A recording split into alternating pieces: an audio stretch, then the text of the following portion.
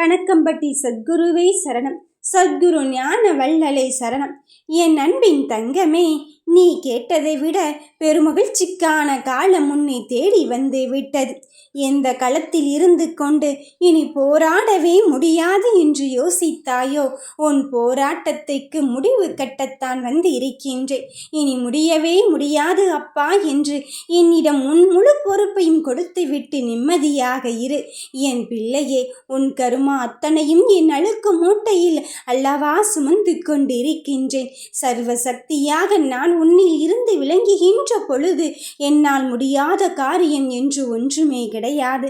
இந்த அப்பனை, இந்த சத்குரு ஞான வள்ளலை தேடி வந்திருக்கும் என் பிள்ளையே, பொறுமையோடு இருந்ததற்கான அர்த்தம் கிடைக்கத்தான் போகிறது. எதை தேடினாயோ அதையே உன்னிடத்தில் கொடுப்பதற்குத்தான் வந்து இருக்கின்றேன்.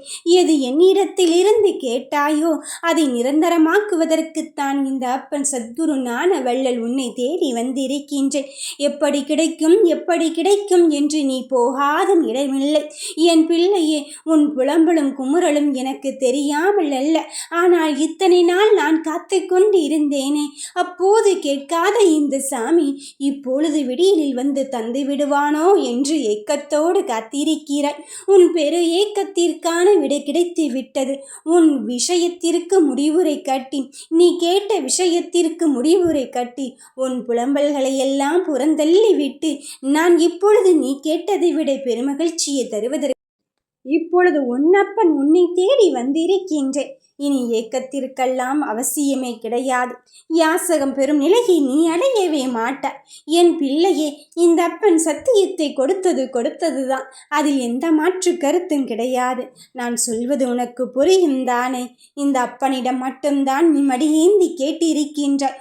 உன் தூய்மையான மனதோடு என்னிடம் மட்டும்தான் வந்து இருக்கின்றாய்.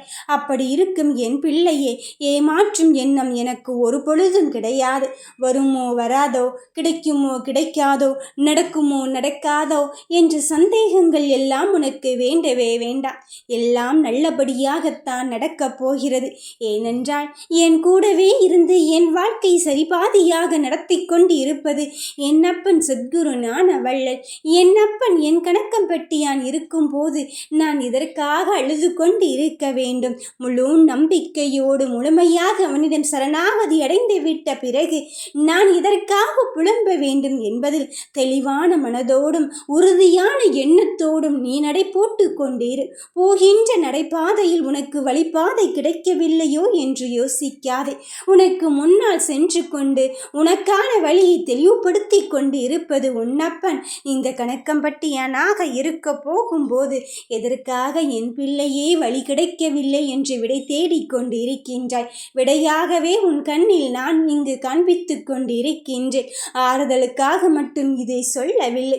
உன் வாழ்க்கையை இங்கு முழுமையாக்க வேண்டும் என்பதற்குத்தான் நீ ஏக்கத்தோடு ஏங்கிய கனவை நிறைவேற்றுவதற்கு வந்து இருக்கின்றேன். எல்லாம் எப்படி நடக்கும் என்று யோசிக்காதே. எப்படியும் என் அப்பன் கணக்கம்பட்டியான் நடத்தி தருவான் என்பதில் உறுதியும் மன நம்பிக்கையும் இருந்தால் சர்வ நிச்சயமாக சகலத்தையும் நான் அள்ளி கொடுக்க உன்னிடத்திலே வருவேன். அதில் எந்த மாற்று கருத்தும் இல்லை. நல்லதுதான் என் பிள்ளைக்கு நடக்கும். வாழ்க வளமுடன்.